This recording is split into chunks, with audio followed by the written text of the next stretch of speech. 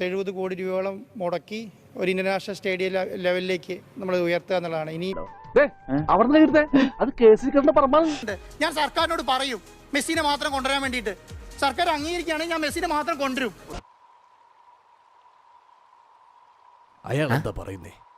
എനിക്കറിയാം എന്തോ കാര്യമായിട്ട് പറയുന്നത്. സർക്കാരിന് എന്തെങ്കിലും നഷ്ടം ഉണ്ടാവണ്ടേ? എവിടെയാണ് ഇതിന് നഷ്ടം?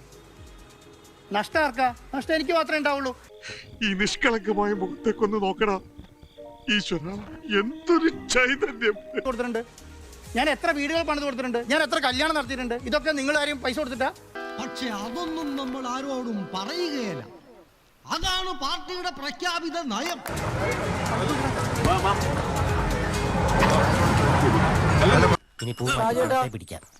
ഏത് പോവാണ് മനസ്സിൽ വിചാരിച്ചത്?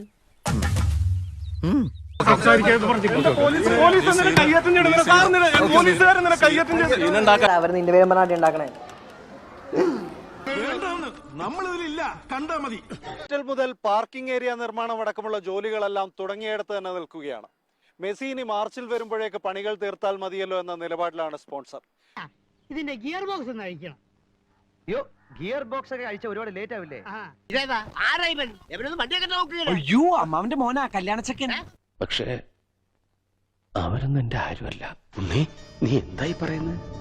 അതുകൊണ്ട് അത് ഞാൻ എസ്കേഫ് ആയിട്ട് എനിക്ക് ജിസിയുടെ ആയിട്ട് ബന്ധമില്ലല്ലോ. ഞാൻ ഒരു വിവരാവകാശം കൊടുത്താൽ ഈ സർക്കാരിന് എല്ലാം കിട്ടും. വാങ്ങിക്കോ, അല്ല അത് വാങ്ങിക്കോളൂ. മേടിച്ചിട്ട് അതിൽ നോക്കിയ കറക്റ്റ്. ബില്ലോ? ഇവരാരും ബില്ലാതനോ? ബില്ലൊന്നും വാങ്ങിക്കാറില്ല.